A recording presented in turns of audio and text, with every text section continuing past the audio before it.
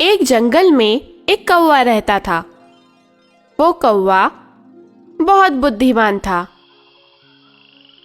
वो अपनी किसी भी परेशानी को लेकर परेशान नहीं होता था, बल्कि कभी कोई समस्या होती तो उस समस्या के निदान के बारे में सोचता था। जंगल के दूसरे जानवर भी उस बुद्धिमान कौवे से अपने काम के लिए सलाह लिया करते थे। पूरे जंगल में सभी जानवर और सभी पक्षी जानते थे कि कौवा बहुत समझदार है और सब कौवे की बहुत इज्जत करते थे, क्योंकि कौवा बहुत ही चालाक था। एक बार की बात है, जंगल में सूखा पड़ गया। पानी की कमी हो गई। सारे पक्षी और सारे जानवर यह सोच के परेशान हो गए कि आखिर अब हम पानी कैसे पिएंगे, अब हमारी दिनचर्या कैसे चलेगी। टिंकू बंदर ने रेनी बकरी से कहा, अरे रेनी, बहुत दिनों से बारिश नहीं हो रही और आसपास के सभी तालाब भी सूख गए। अब तो प्यास के मारे हालत खराब हो रही है। मैंने तो कल से पानी नहीं पिया है। हाँ टिंकू भैया, तुम सही बोल रहे हो। मेरे गले से तो आवाज ही नहीं आ रही। मारे प्यास के मेरी हालत खराब हो रही है। अब तो ऐसा लगता है रेनी कि हमें ये जंगल छोड़ के जाना पड़ेगा, वरना हम तो यहाँ मर ही जाएंगे। पानी मिल नहीं रहा और आखिर कोई कब तक प्यासा रह सकता है। हाँ टिंकू भैया, मैं भी यही सोच रही हूँ। आखिर कोई कब तक प्यासा रह सकता है, वरना हम तो यहाँ मर ही जाएंगे। इस तरह से जंगल के सभी जानवर परेशान हो गए।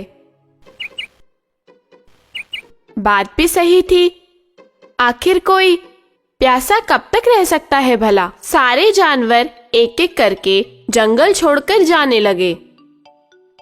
हालांकि बारिश का मौसम नजदीक था, मगर प्यासे जानवरों को भला धैर्य कहां से आता। खैर, सारे जानवर चले गए। कौवे ने अपने मन में सोचा कि कुछ दिनों की तो बात है, बारिश ने तो आ ही जाना है। इसलिए कौवे ने जंगल छोड़कर ना जाने का फैसला किया। हालांकि जो जानवर जा रहे थे, उसमें से मोटू हाथी ने कौवे को समझाने की कोशिश की।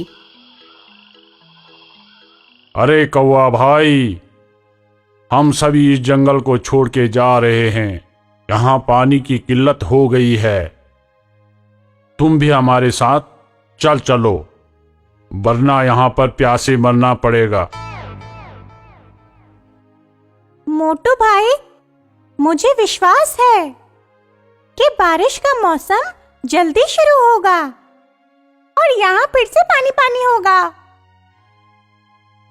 पता नहीं क्यों मेरा मन कर रहा है कि मैं अपना घर छोड़कर ना जाऊं। अरे कौवा भाई, बात मान जाओ। हम पास के एक जंगल में जा रहे हैं जहाँ एक तालाब है, वो सूखा नहीं है। तुम भी चलो, जब बारिश का मौसम आएगा तो हम सब वापस आ जाएंगे। माफ करना मोटू भाई, मैं अपना घर छोड़कर नहीं जा सकता। मैं देखता हूँ, शायद कोई ना कोई जुगाड़ लग जाए। खैर, सारे जानवर चले गए। कौवे ने 1 दिन, 2 दिन, 3 दिन तो बर्दाश्त किया, पर मारे प्यास के उसकी हालत खराब हो गई। कौवा पेड़ से दूसरे पेड़ पे गया, फिर वहां से तीसरे पेड़ पर गया, मगर उसे कहीं भी पानी ना मिला।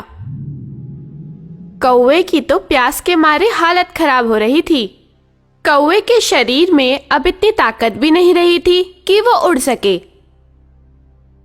क्योंकि मारे प्यास के वो कमजोर हो गया था, थक गया था।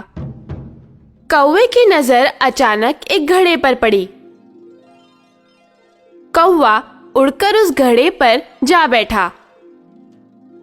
उसने देखा कि घड़े के अंदर पानी था, मगर वो नीचे था। अब कौवा घड़े के अंदर तो जा नहीं सकता था। कौवा सोच में पड़ गया कि अब कैसे इस पानी को पिया जाए, क्योंकि अब वो चोंच मारकर घड़े को तोड़ भी नहीं सकता था। कौवा तो था ही अक्लमंद, वो था ही होशियार। कौवे की नजर आसपास पड़े कंकड़ों पर पड़ी। उसके मन में ये ख्याल आया, ये युक्ति आई कि अगर इन कंकड़ों को इकट्ठा कर कर घड़े में डालना शुरू करूं, तो पत्थर जैसे जैसे नीचे बैठते जाएंगे, पानी वैसे वैसे ऊपर आता जाएगा। कौवे ने वैसा ही किया और एक एक करके कंकड़ उठाकर घड़े में डालने शुरू कर दिए। थोड़ी देर में पानी ऊपर आ गया। हालांकि इसके लिए कौवे को बहुत मेहनत करनी पड़ी, मगर अंत में कौवे को पानी मिल गया और जितना पानी ऊपर आ गया था वो कौवे के पीने के लिए 10 से 15 दिन तक पर्याप्त था। इस तरह से कौवे ने बुद्धिमानी से अपनी जान भी बचा ली और उसकी प्यास भी बुझ गई। और कुछ ही दिनों में वहां बारिश का मौसम भी शुरू हो गया और वो जंगल फिर से हरा भरा हो गया। बच्चों, हमारी जिंदगी में भी जब भी समस्याएं आए तो हमें उन समस्याओं के बारे में कम, उसके निदान के बारे में ज्यादा सोचना चाहिए। ऐसा करने से हमारी हिम्मत भी नहीं टूटती और हम उन समस्याओं से पार पा जाते हैं, यानी हम उन समस्याओं को दूर कर देते हैं।